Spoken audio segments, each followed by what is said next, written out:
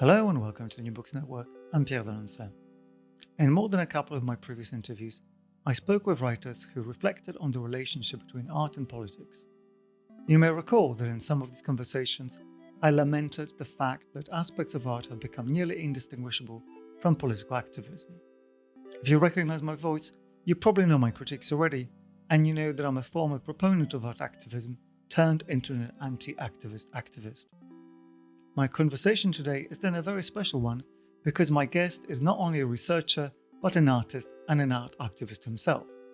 Gregory Sholette is one of the key proponents and theorists of art activism and social practice. At the art school Social Practice Queens, which he runs with Chloe Bass, he has built many of the foundations on which today's art active engagement with politics is based. His recent book, The Art of Activism and the Activism of Art, gives an account of the history, success, and failures of political art practices since the 1960s, and the development of its ideas to the present day. Gregory Sholette, welcome to the show. Oh, thank you, Pierre. Well, we're here in my hotel room in London, and it's September 10th, 12th? I'm actually It's forgetting. one of those days. You've just got on the 2022, plane. just in case anybody ever digs this up and wants to know what happened. Right, okay, well that's a timestamp, and it's one of the very few interviews I've done in person. This is kind of a special moment. Mm. Craig, partly because you are one of the high priests of art and activism and art and social practice. So I'm very happy to be talking to you about your new book. Yes, Before my we, son. Yeah. oh right, okay, Craig has just made a sign of the cross. So, but let's get into a bit of you before we get into a book. And I think that's going to be quite important because, as you do declare yourself in a book, you are not only a theorist, you're also an educator and an art activist yourself. So can I ask you to lay the ground for some of these Yes. things? Well, I always say that I'm an artist first because I Hmm. trained as an artist and I still produce art. In fact, I still produce art that would be considered studio art. And I Hmm. have some work in an exhibition in New York now. There's another one in New Mexico that's traveling. And I like studio art a lot. And I'm going to kind of come around to your point by saying the problem I have is I don't know where to show it. I feel uncomfortable in most of the kind of venues. Hmm. Maybe, university venues is one thing, but it just feels like making that kind of work has always been really problematic because of all the reasons that, we could discuss in terms of the nature of the art world, right? Ideologically, economically, commercially. So I've also been an activist working in artist collectives, and that began after I graduated from undergraduate in 1979 from the Cooper Union, where I had studied with the artist Hans Haacke, who's Hmm. well known for his contributions to conceptual art and institutional critique and political art. But I became involved with people like Lucy Lepard and Jerry Kearns and others, and we actually created a group called Political Art Documentation Distribution, PAD Hmm. for short. We had this ambitious idea that we were going to support third world liberation struggles by being Hmm. artists. And, we did a lot of things. Newspapers, we created an archive, we had ongoing series of talks. We would do some protest work, create art for demonstrations. Maybe this is a good snapshot of some of the paradoxes that I Hmm. present in my work is that the work that PAD created, this archive, is now in the Museum of Modern Art of all places. Nothing against the MoMA per se, except that an intentionally subversive archive of art is in one of its main institutional sort of pillars, right? So these are sort of the convolutions and complications that I discovered as I was an activist in the '90s. I worked with a group of people. We created Repo History. It's actually based on the movie Repo Man, the term. Which I'm aware of. I'm lucky enough not to have seen. Well, no, unfortunately, that is your homework. You have to watch it. Tell me what you think. It's a fantastic film. A little bit sort of, macho. Our idea was we would be the repo men and repo women of a sort of unknown or forgotten or obscured histories. And Hmm. so we literally created sort of like street signs. And it was a small group of people in the working group, but then a large group producing the work about all kinds of histories from where a famous abortionist once had her headquarters before she was actually drummed out of doing abortion. It became illegal and she killed herself, Madame Restell, to where the shoreline of Manhattan was, because it's changed over the years Hmm. because of landfill, to where the Native American people had, lodgings, to a famous strike, all these kinds of histories. And we literally put these signs up where they took place in Manhattan. This was Yeah. 1992, which was also the quincentennial of Christopher Columbus, quote, discovering the New World, right? And so this was part of a kind of counter quincentennial Hmm. anti-celebration that we actually ended up getting legally getting the ability to put these signs up for 1 year. We started off as a guerrilla project and ended so that was repo history. And then more recently, I've been involved in Gulf Labor Coalition, where we've been protesting the building of the Guggenheim Abu Dhabi because of the working conditions that most of the migrant laborers are, all of the migrant laborers really in that region are subjected to under the kafala system, where you can have your passport taken away, and where you think you're going to be sending money home to your family in Pakistan or Egypt, and in fact, you're in debt, thousands of dollars for just this sort of visa or the work visa. So almost like a form of slavery, almost, right? And it's not just in Abu Dhabi; it's in the whole region. Yeah. We came to the Guggenheim and said, if you're going to build a facility that has to do with contemporary art, and in its Western conception of what that is, well, you need to build it under the conditions that you would expect in Europe, in the U.S., et cetera. And they're very nice, good liberal people. Richard Armstrong said, we agree with you, but it's them, it's Emirates. They're the ones, right?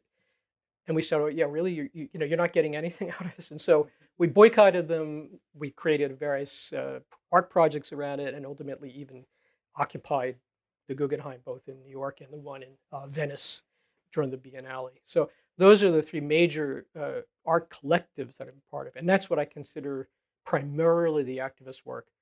Although you pointed out I'm an educator and I also do work, I would say a kind of activism within the public university system in New York as well. In your three examples, you've covered kind of the gamut of different types of art activism and also aspects of its historical evolution. So you talked about the kind of activism that very outwardly aims to liberate third parties. You talked about the third world. These are your words a moment ago. And so as though artists in Manhattan had some kind of relationship and ability to redistribute resources, to do progressive politics, economically even, towards parts of the world which have never been to Manhattan. And you end in activism that essentially talks to the art world. That the Gulf Labor Coalition that you describe looks to arts institutions. To get into the book, we should think about how to historicize those developments. And you have this unenviable task in the book of having to decide where it is that art started being political. And that's, of course, impossible, because one could quite easily extend the argument that art has always been political. But that's really no use to any of us who want to figure out what might have happened during our lifetime and where it is that we might be learning from. But within your own trajectory, I think it's quite telling that you start the history in a book with the 1960s and the reemergence of conceptualism, the importance of 1968 as the kind of moment where the political and the social and the creative really get together. So I want to ask you to maybe retell as briefly or as poignantly as you can aspects of this story and why you think that's a good moment through which to look at what art and activism might mean today. Yeah. It's true that the book begins really in the 60s and tries to move up right to the present. And it just ends with the Russian invasion of Ukraine and touches on that a bit. But in fact, Pierre, it was actually a broader based book at one point and went all Mhm. the way back to, it touched on, the fetes that David created, after the revolution, but also it had spent a lot of time on the communards and Courbet, and so uh, what happened was the book got a little bit carried away with itself while I wrote it, and I had sections on Haitian Revolution, etc. When I turned it over to the publishers, they said, "Well, this is interesting, It's a but bit we really long. want we want a book on contemporary art."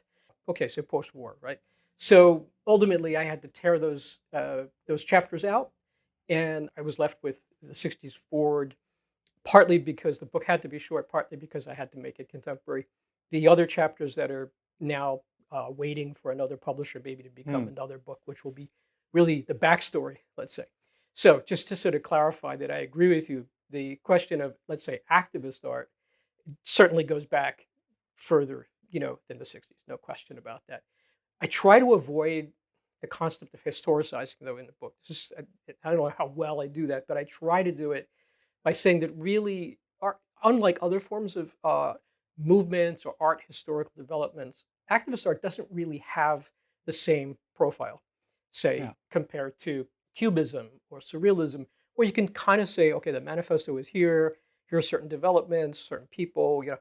There's nothing like that in activist art, really. You can impose it, but it's not really what it's about. There's no school. There's no set of like, you know, this is what you do, this is what you don't do. There's no real formal vocabulary. There's really not even any collections except for in archives that maybe will change someday. So it's a real kind of misnomer to think about it, I think, as an art movement. I try to talk about it in terms of what I call a kind of a surplus or phantom archive Mm. of possibilities that just continues to kind of be repurposed and reanimated through different points in time. And that's sort of the attempt I make to sort of get away from like the strictly linear historical notion. So it's a little closer to kind of a genealogy in a Nietzschean sense, you might say, kind of branching networks of things. But I'm very clear that this so-called phantom archive is also full of lots of failures and lots of errors and mistakes and gaps and problems. And so when people today, younger, let's say younger artists, get involved in making activist art, they don't even maybe know that they're drawing on this material that's out there. And that's kind of the interesting, for me, part of the hook for me is like, well, what is it that characterizes the past in this relationship to this work? Uh, Boris Groys has called, activist art, a new phenomena. And I both take him to task and at the same time kind of agree with him because I think it is in some ways a new phenomenon and in other ways it does, as you point out, have a backstory. I'm incredibly frustrated that you've told me now about the prior chapters, because I think this would have been an even more interesting book where you could have taken yourself to task a little bit, because one of the crises that we arrive at, and even your framing, certainly in my view, with today's art activism, is that it has a very fraught relationship with aesthetics, a very fraught relationships with its own sense of kind of historical purpose. But maybe we'll get to this. I do want to ask you for a little bit of detail, because one of the things that happens in the book, even though, as you say, it's not prescriptive historically, there are moments in which the figure of the artist weaves in and out of the social. And I think that's an incredibly important thing to start to define and try to understand as we try to take some of this understanding towards today. So how do you see phenomena like maybe the minimalism and institutional critique of the 1960s? That is a movement that's concerned with taking the institution of art, so museums, to task, versus the kind of activism that doesn't have anything to do with art, that is maybe inspired a little bit by the French workers' movement and by the end of the 60s is exported worldwide, or at least to the Western world. How can we understand the merging of art and the social at those moments? Well, what I try to do in the book is sketch out the perspective from the art world, let's say, and you're right to Hmm. point to things like institutional critique, conceptualism, minimalism, and so forth, and how that became politicized or at times became political, shifted back and forth a bit. And then, let's say, the outside looking in, a sort of kind of social movement, let's say, political aesthetic, protest aesthetic, that has sort of really doesn't necessarily originate in the art world. It doesn't originate in the art world, let's say, and it has roots elsewhere in social movements, right? So, not quite trying to say like these two gigantic forces that are sort of looking at Mhm. each other and maybe having a kind of tarantula dance and eventually sort of change places. But that would be one way to think about it a Yeah. little. The bigger picture for me, though, is the dance, if there is such a thing happening, is taking place within a framework of ongoing sort of transformation within the capitalist system, which we Yeah. all live in, which is just a reality. And this massive sort of spectacle, which of course the situations, which is where the book begins, and Guy Debord, etc., cited. They weren't the first to do it. I point out Walter Benjamin certainly talked about the same thing in its early stages in the 1920s and 30s. But this notion of a kind of aestheticization of everything is really where the sort of book sort of winds up, you might say, saying that we are living in this total aesthetic that has been sort of constructed, moving from just the early years of cinema and publishing and the spectacle that, as they called it in the 60s, to now this kind of ultra sort of aestheticized relationship to everything between, mediated by network technology, our phones, et cetera, et cetera. So you have to also realize that whatever's happening is happening in some kind of actual, and here I will use the word, historical framework. Yeah. All right. Well, within that, the question of what the artist, stroke the artist activist, stroke the activist, these are possibly being three different categories which merge and come, they come together and they come apart, as you trace in the book. What it is that those actors are motivated by at different points historically really does matter. I mean, my listeners will not be surprised to hear that I'm deeply skeptical of some of those motivations. I don't think that you necessarily are, and your trajectory as an activist, an artist, an educator would attest to the fact that you don't think that there is enough dirt on, there's not enough kind of compromise involved in art activism to question it so much. But there was a point at which, when Bourdieu was writing of his rules of art, he was essentially calling artists propagandists for hire. They will put whatever you want on the banner in the beautiful paint handwriting, because that's what pays the rent. And that's kind of a critique to which I would quite happily cling on all the way into the 60s, maybe into the 70s as he writes this. But then I would like that critique to be slightly updated with, as you say, the changing face of capitalism and the reality that happens around it. But that said, I'm still quite suspicious. So well, you brought up the question of aesthetics, right? Yeah. And that seems to be one of the things you're really kind of concerned with. If in as much as we can ever understand what that word means. Okay, and we don't have to get into the philosophy of it, but we know in the Western world, it comes out of, the Enlightenment, particularly the German Enlightenment, Schiller, Kant, the idea of a disengaged, right, relationship to the aesthetic experience. It's not even necessarily grounded in art. It just happens to be one aspect of it, right? But I guess my question would be, do you not see this, let's say, interest or infatuation or drive to sort of produce aesthetic experience or to have aesthetic experience as being something that transcends the commercial or the artist for hire? Oh, it certainly does, but it doesn't mean that that in itself doesn't become appropriated. And tempting as it is to make this an interview with me, and I have a tendency to monologue in my questions as it is, I think that we have reached the point, we have way past the point in which that is a good enough get-out clause. And you do allude to this in the book.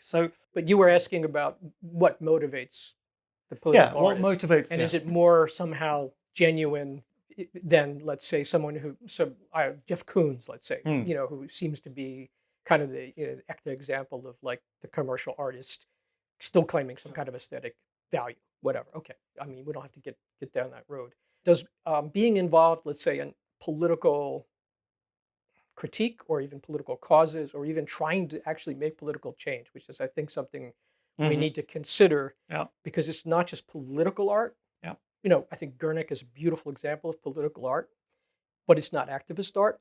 For example, arguably the circulation of Guernica after its first presentation is an aspect or its suppression, activism, as we remember when the lead up to the Iraqi war and the banner, or the sort of weaving of Guernica events to the UN was blotted out by the United States for Powell's famous speech. Right.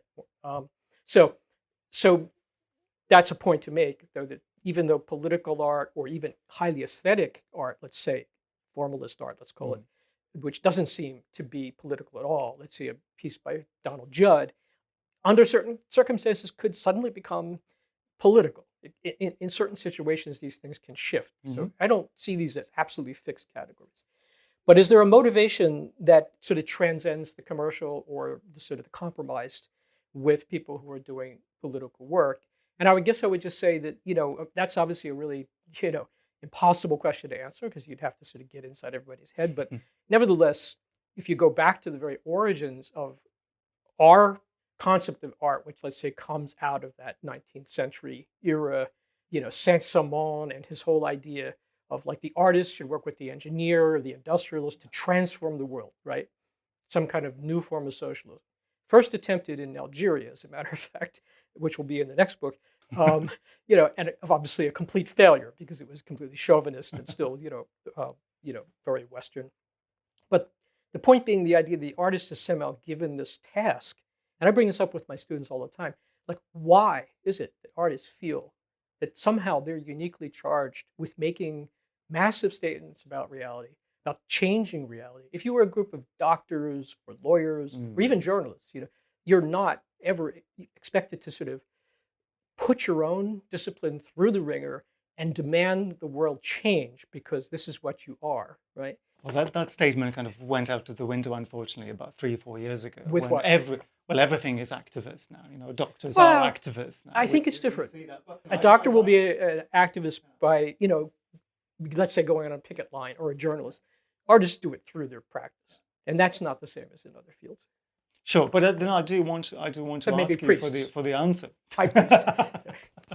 I do want to ask you then that question, because I think that lies at the very core of the motivation, the question of motivation. And I mean, there are other ways into it, which I want us to get into in a moment. But why is it, and for you as an educator, this must be incredibly important. Why is it that you think that these bunches of people, 20, 10,000 of them every year, not necessarily just under your tutelage, but tens of thousands of artists every day, are trained with the conviction that they should be there to change the world and to change the world in kind of quite uniform ways. I mean, the art school produces quite uniform politics Right. worldwide. Well, let's separate that because, the problem of art schools is another whole thing and what the ideology is. But the very motivation, as you point out, which I think we're both sort of actually having the same, concern here, Mm. is really sort of fascinating. I find it almost, from a sociological almost point of Yeah. view, is like, how did that happen? How does it the artist suddenly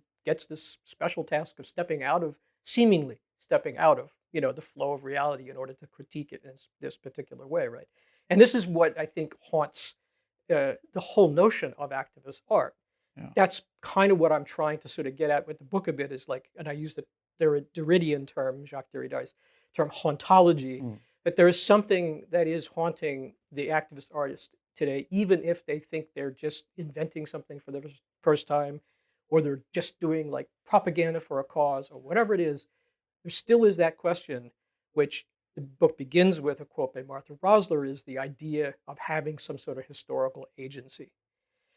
And I think this really gets down to the nub of it for me. That just seems to be sort of woven into our idea of art, not just contemporary art, I would say, but art at least since, say, the early modernist period, for reasons that we could get into, and I probably would only be able to make very sort of sketchy, sort of, it's not really my area.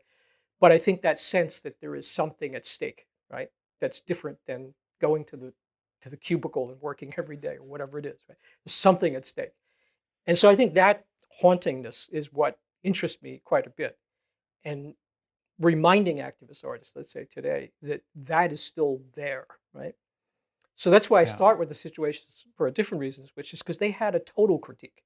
They didn't just believe in like, okay, you make some sort of interesting art here, you do some change there or whatever. You need to transform the whole society. You need to detorn, as they said, like turn it upside down, use it against itself, whatever you want to say. That concept has actually sort of fallen by the wayside. Nobody believes in the idea of total, let's say, revolutionary change. No. Right? That just seems like some kind of romantic myth or dangerous myth, even, right? At least, especially since the fall of the socialist, the real socialist world. And so, you had something called tactical media emerge in the wake of the Cold War. And this was something that people believed that, art could kind of move in, use the tools that had been developed by capitalism vis-a-vis this kind of spectacle, make some changes, do some very positive things, but then we would have to retreat and move somewhere else and do it again. the art of the yes men, you might know the work of Yep, the of yes course. men, would be a perfect example. They're constantly changing their identities. They're constantly changing the way they strategize what they're doing. Um, that became sort of the model for a while of like what art should be. And it was a kind of neo-situationist approach, Hmm. except for one thing. The situationists didn't believe necessarily just in this kind of hit and run kind of hijinks. They really believed in complete radical change, at least at one point. Maybe when they, after 68, that sort of fades away for all kinds of reasons. So to me, that's part of what haunts this whole trajectory is that question of real change, right? Real liberatory change on this kind of grand scale that I think is what we're talking about to some degree when we talk about what it is that gets under the skin of artists and what they're somehow taught to believe in art school is that you're doing more than just making an object for the wall. There is something else going on here that has to do with real liberation, emancipation, a shift in perspective, and so on and so forth. Then, of course, there was a possibility that that failed, and you do leave that open in the book.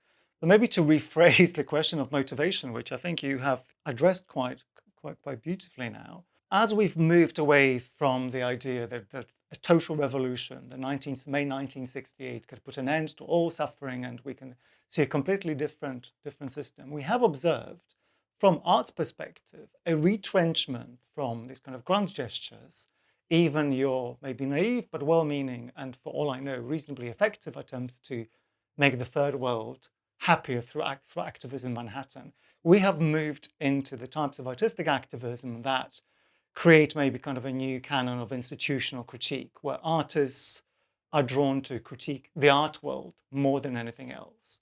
And that to me illustrates a couple of things. One, it's the fact that capitalism, as you already acknowledged, is pretty good at changing shape and actually absorbing critiques. This is something that Mark Fisher, who I remember you citing in a lecture, maybe he's even in the book if I Even Guy Debord said the same. exactly. Capitalism will take your critique and make itself stronger by learning what it is that you've covered. So maybe this is why we have to move from the whole world to the third world to the Guggenheim, because the space in which activism, the space in which political change can be achieved or even nodded at, is shrinking and shrinking and shrinking. That's one. And it would be very unfair to ask really why artists are not capable of transcending that.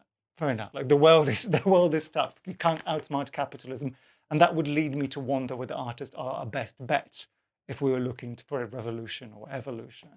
The second question is to do with the sociological view of artists and artists as activists in this kind of mass that you describe as dark matter of the art world, the 99% of artists who don't necessarily have frontline, they're not the Tate, they're not the Gagosian, they're not making the big bucks or even the headlines, but they're producing, as critics, as interviewers, blah, blah, blah, blah, blah.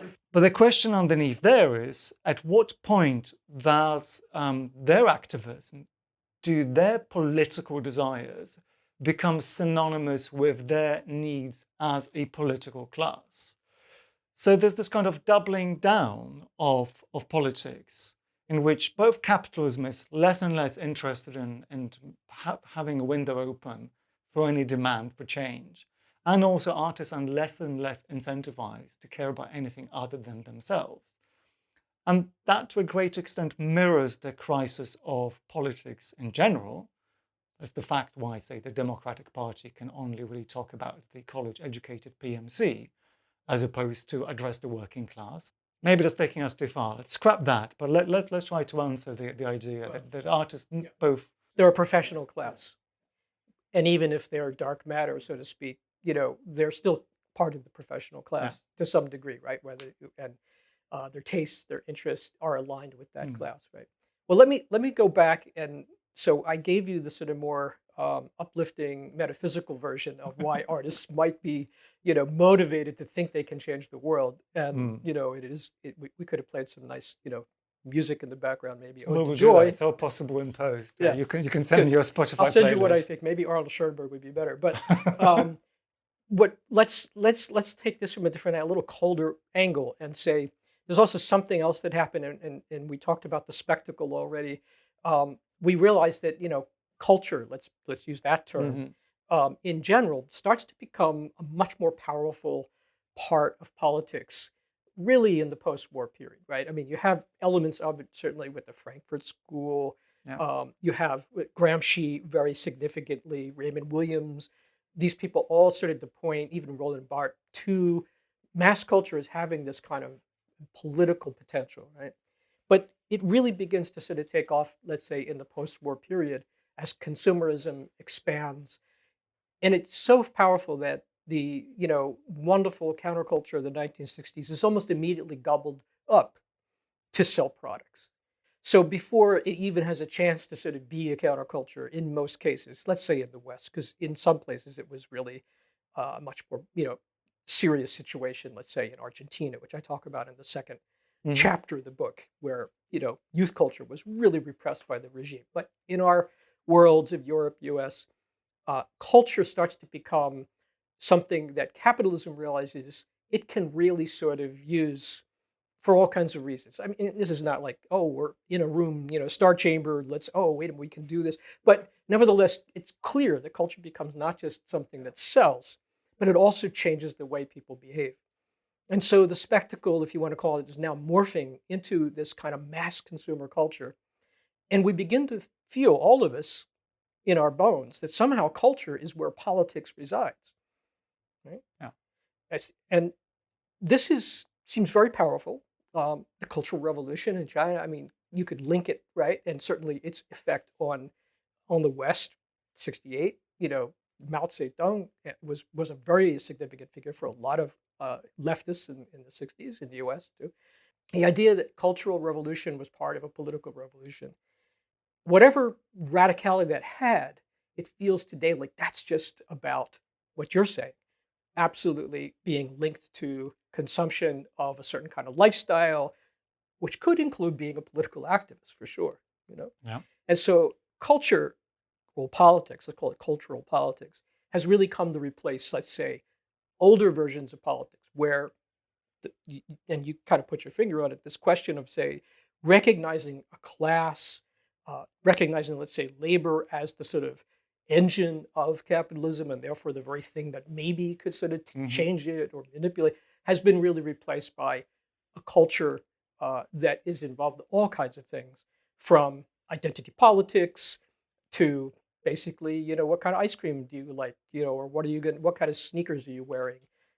Sort of fascinating to see how sneakers have morphed into this kind of, cultural phenomenon. I still can't get over that.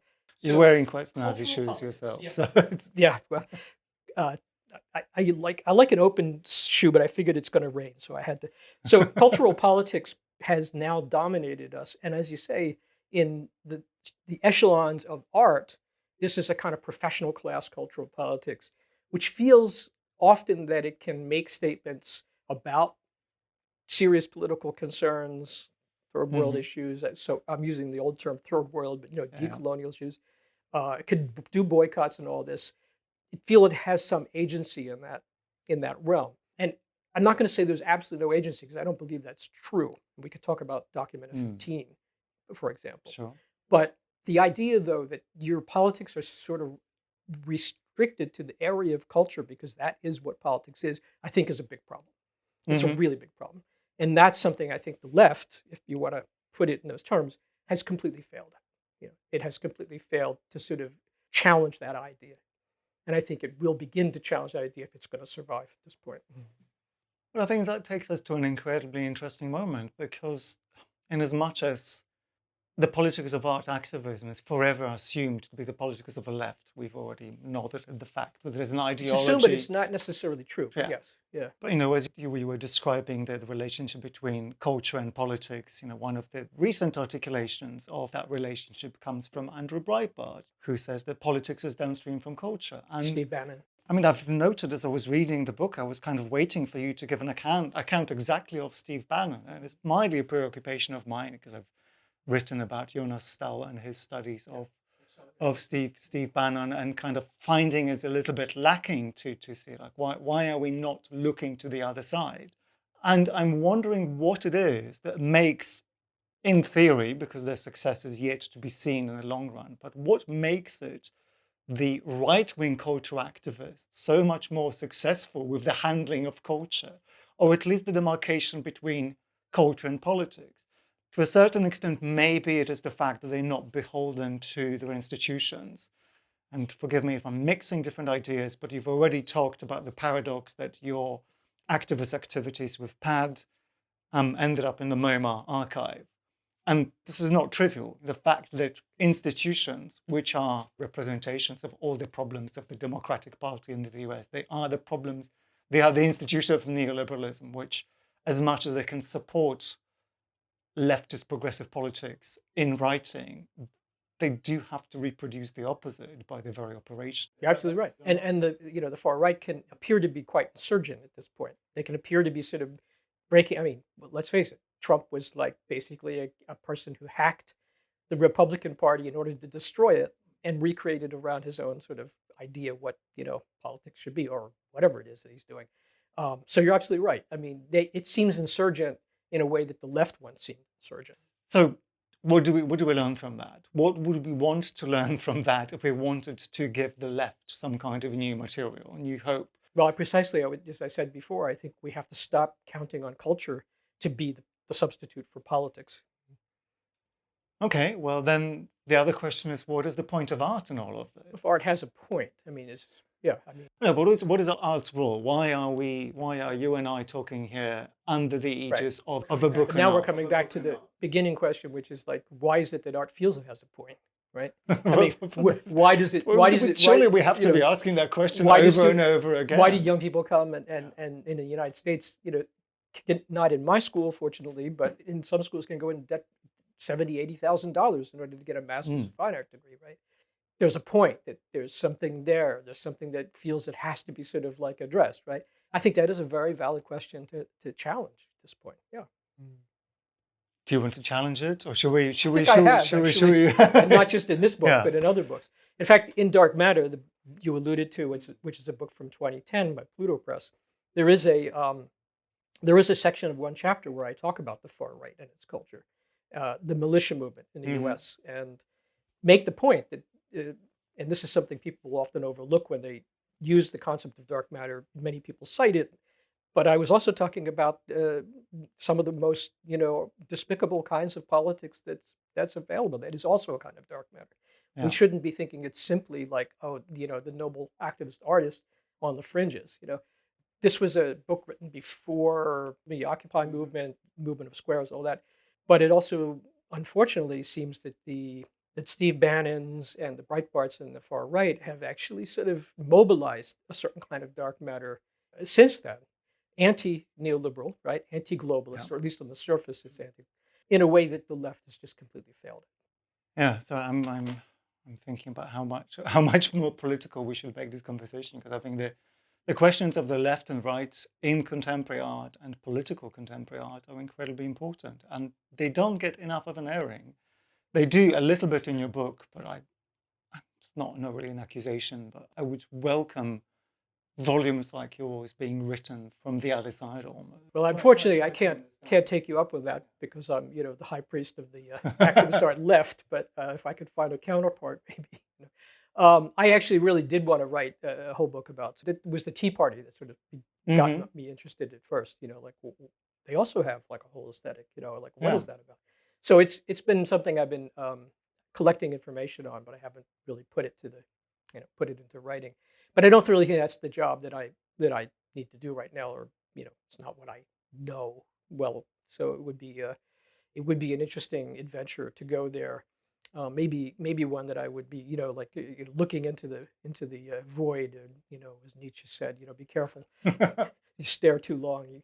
But I think you're bringing up some very important points with your whole approach to what you're doing that I think need to be, these challenges have to be put to the assumptions. We just assume we're on the left and therefore we're good and we're doing the right thing and we're supporting the right causes. And no, I think it's really much more complicated than that.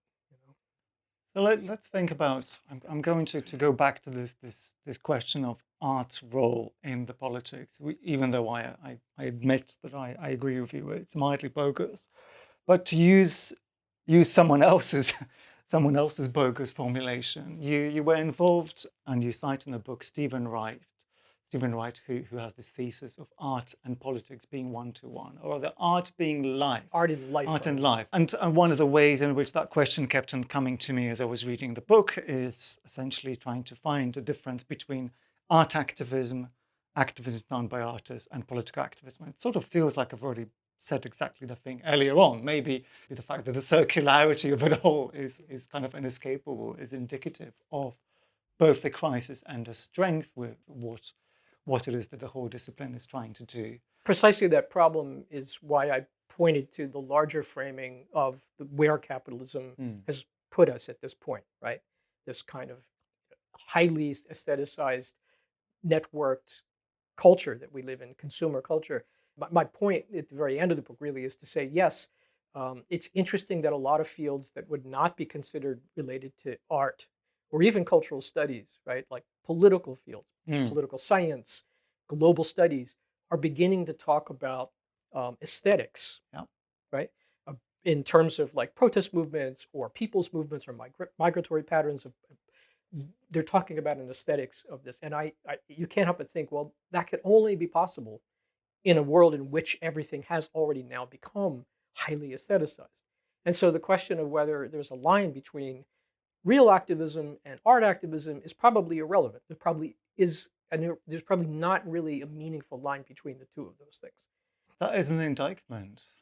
That is a problem, I think. It's an indictment of the failure of art. Well, all of us, I think. So there's one. Because what would art be doing if it wasn't necessarily one-to-one with reality? Yeah, what would we be doing if we hadn't gone to art school? Is one of the questions. Well, that's another question. I think I would have been a postal worker. I often tell my students, I took the postal test in the U.S. where you basically are a letter carrier. There's a test. Oh yeah, you have to pass a basic test to be able to put letters. Oh, okay, fine. That kind of. And, I wonder whether it was an ideological test. No. And when I realized, like, I did this when I was very young, but I passed, of course, and I realized, like, by now I would have been retired probably 10 years with a wonderful pension, right? So yeah, I got the wrong brochure. I mean, that's a little bit sad, because what I would have liked you to have come up with is that you became an artist because you failed the postal test. In a sense that artists and art educators are all some kind of failed. No, others. I guess that I failed. What I failed was being a scientist, which is what I wanted to be initially. So I'm going to crash you. I have a master's degree in physics, which is what I did before I went to art school. Yeah. So this is possibly why I'd like to fact check every you can balance statement. your checkbook, and I can't. That's probably. Now on the topic of kind of doing the inventory and balance, maybe it's a question I should have led with, which is, does art activism work? And I'll phrase it a little bit as with a metaphor of politics proper and political activism proper. I'm not going to be able to remember who I got this account from, but the idea in American politics, and you should know this because every time you have an election, essentially all that happens is that tons of money is being raised from both the donor class and from grandmothers sending in the $5 checks to the Trump campaign. Tons of money are being moved from these people to PR agencies and advertising and media, essentially. So unlike in the UK, US politics is this kind of orgy of activity, which is big because every time one side develops slightly more elaborate political campaigning, the other one has to counter it. And of course, they both have access to exactly the same effective media, effective solutions. This aesthetic sphere that I was talking about. So they explode, which have more and more and more. And as you say, everything is aesthetics. And alongside that, you have people who volunteer to go and hit the phones at the local campaign center, to go and install, build the stage and stand at the back of whatever televised address by the candidate is. So we have this tons of activity, which frankly are an economy in and of themselves. Like the contribution to GDP of political campaigning is not trivial. But if you are going to ask and measure the effects of any single one of these activities, as in what sway in the voting intentions do we have from one phone call made by a volunteer, from one marginal dollar being spent on airtime? The answer is, well, obviously zero. Yet we believe in the system where the almost endless multiplication of zeros is what we understand as democracy. Spooky action at a distance. Yeah. How is art any different from this? Well, I'm glad you didn't start with that question, because that's the question almost everybody starts with. Because the assumption is, well, if it's art activism, then therefore it must be able to do what it says it does. I mean, that must be the criteria by which you judge whether it's good art or not, I guess, or good art activism or not. Find it very problematic. I mean, you don't walk up to looking at a Jackson Pollock and go, well, you say, does it work maybe, like in that kind of artistic sense of like the 1960s? It really works, but I it mean, doesn't do a job, dealers would right? probably be able to answer that Well, a question dealer, in the affirmative. let's stay in the realm of like sort of the Yeah. aesthetic. And the art activism seems to have to prove itself by being effective, not other kinds of art, right? So it's no longer judged in any kind of criteria as an artistic practice, really, in the sense that we're talking about, right? And certainly it isn't really a commercial venture at this point, although maybe it's beginning to sort of shift in that direction. I mean, it is beginning to shift a little bit. So I guess, I'm glad you didn't start with that question, because I think it sort of flattens the conversation quite a bit to sort of look at things purely in terms of their instrumentality. Yeah. And I'm not going to like cling to, the classic, Kantian idea. Well, art has to be disengaged and non-utilitarian. I think that's, got lots of problems with it as well. But I do think that we can talk about activist art. We could talk about it being successful if it really does invoke this kind of haunting, this hauntology that we were talking about before, of what it is, what it would mean to really have this kind of full emancipation, or to really sort of change the system. That would be the closest I think you could get to actually saying activist art succeeds. And we both know how difficult that is. Yeah. Now, as to the question of a lot of zeros adding up to something, some sort of mysterious quantum effect, I do know people who believe, that it's an aggregate question, right? You do these little tactical maneuvers, many tactical maneuvers, and it slowly moves things in a certain direction. And I think, there probably some truth to that. Not completely sort of gonna dismiss that, but I go back to the same point that I made before, is that you really then sort of vacate the idea that you can bring about a real transformation, right? Which is where I go back to sort of the situation is, however diluted they may have been, thinking that they could really subvert capitalism through their artistic practice, right? That seems to me the thing that has to keep haunting us. Like, why did they think that? What was there something to that? They were inside the spectacle, really. I mean, on the edge of it as artists, but nevertheless, they understood how it worked. Filmmakers, artists, whatever, you're all contributing, right? Is that the means of production that has to be grasped and changed? If so, it has to be done in the name of something bigger than art, as you pointed out earlier, not just trying to make art, critique art. That's going to get us nowhere. Yeah, I think that's a poignant moment. There's definitely been kind of a resurgence in the conversation recently about artists demanding the impossible, and maybe the frustration there to a casual observer, or maybe even someone who's agonized this as much as I have, is that it's very, very unclear where these demands might take us. But one of my critiques of the kind of standard approach to art activism or political art is that one has to, apart from the fact asking who it serves, is also the question of who's paying for it. So in as much as I was able to point to the donor class driving the great political campaigning spend, the fact that in many senses the same capital that today's institutional critique protests is paying for these protests. The art activism, and I would disagree with you a little bit, like it has become commodified already. I, in my kind of post-2008 attempts to run a gallery that was politically inclined, was one of the people who was kind of trying to pioneer a little bit an alternative in which the market and the political could meet each other and rub off against each other.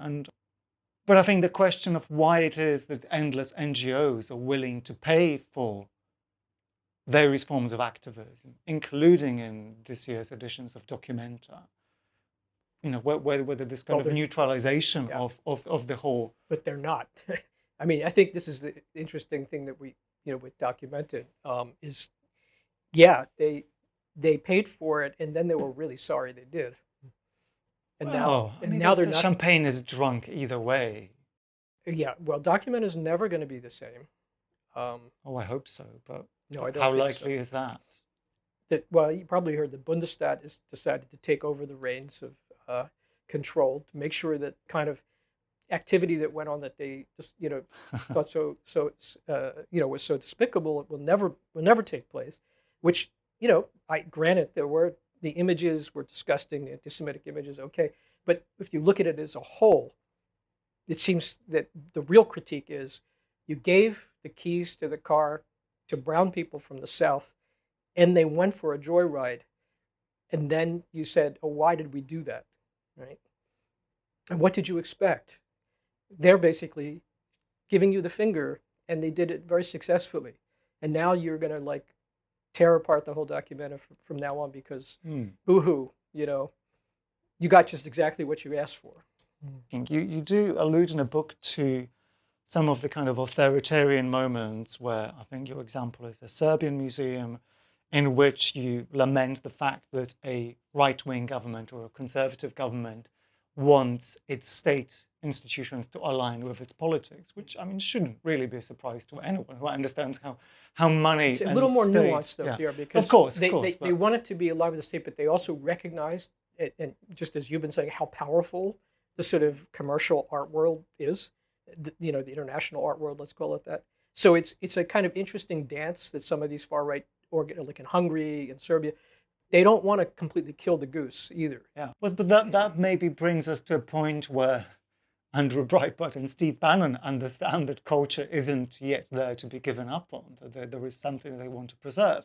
And as you say, in the case of Documenta, maybe that was an extreme example of like, look, the other side of the world came and took over. But a lot of liberal institutions, including, I would imagine, the kind of university spheres with which you operate, are raising eyebrows of some of the funders because they've been bastions of liberalism and the kind of politics that a lot of the time those who would seek to control it, those who have their names on the buildings, never really aligned with. So I think we are at this kind of interesting moment where I think those this is institutions really are in great tension. No, I think this I think you put it beautifully, and is this Breitbart versus sort of Documenta 15, this kind of moment where I'd watch that. I'd definitely watch that. Yeah. I mean, if Tucker can mediate that conversation, I would quite happily watch. Yeah, I think you're absolutely right. I mean, I think we're seeing this cultural politics, as I talked about, and it's not my term, it's a term, it's been around for a long time,